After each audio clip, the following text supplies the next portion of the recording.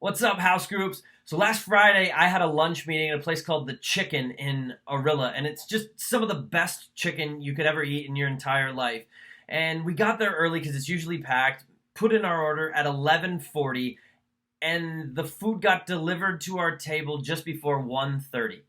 We waited almost 2 hours for lunch, which is too long to wait for lunch, especially on a day when I had a whole lot of other stuff to do. But as soon as the Nashville hot chicken hit my mouth, I thought it was totally worth it. I would have waited 3 hours for this chicken. So if you've never been to The Chicken in Arilla, you should go, because Arilla is basically West Des Moines and it's delicious. But waiting is really frustrating. And usually the stakes are a whole lot higher than just waiting for your chicken to be delivered.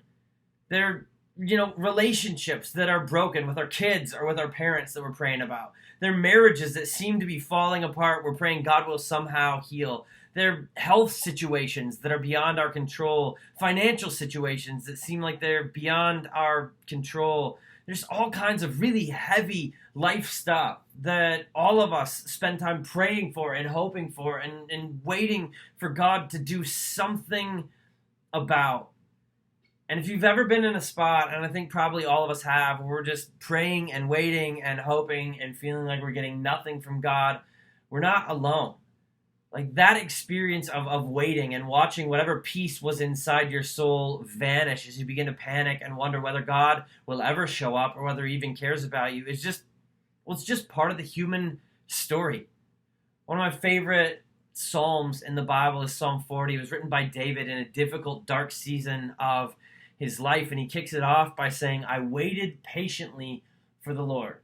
And he inclined and turned to me and heard my cry. He lifted my feet up out of the slimy pit. He picked me out of the mud and mire. He set my feet upon a rock and made my footsteps secure." I just love this word picture that David paints of like being stuck in this gross, muddy, awful pit where he could do nothing. A place where he couldn't help himself out. He couldn't achieve his own solution where he needed God. And he says, "I waited patiently in that space for God to show up."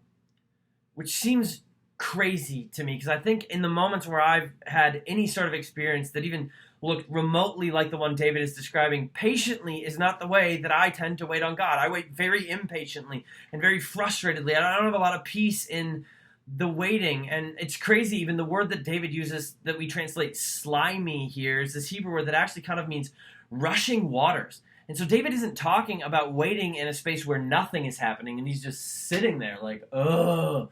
He's talking about a space where something actively bad is happening, where he's afraid that the muck and the mire are going to overcome him. He's going to drown and die. He's desperate for God to move. And in that space, David says he waited patiently. How? I think the answer is actually pretty simple. David knew who God is. And he knew who God had been to him for his entire life. And so he was able to wait in a different way than anybody else around him might have waited.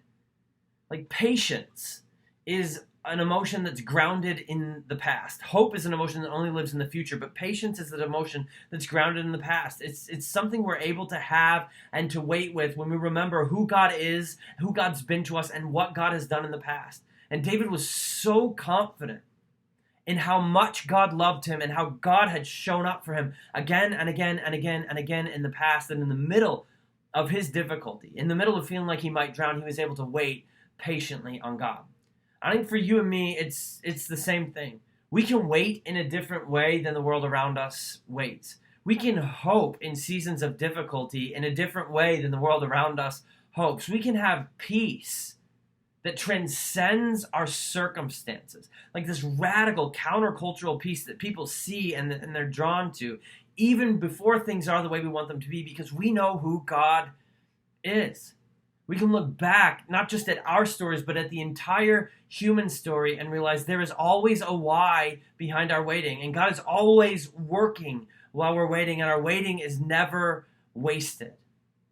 At the perfect time, the right time in history, he's going to bring about exactly what he means to bring about, and he's working for our good, which means if it isn't good, it isn't done. And if it hasn't happened yet, it isn't time yet. But you guys, when we have confidence in who our God is, because he's always been that way, then we can wait with a hope that actually like transforms us in the waiting and allows us to make an impact on a hurting world in the waiting. We can have peace even before our lives are the way we want them to be, because we know that God has not abandoned us.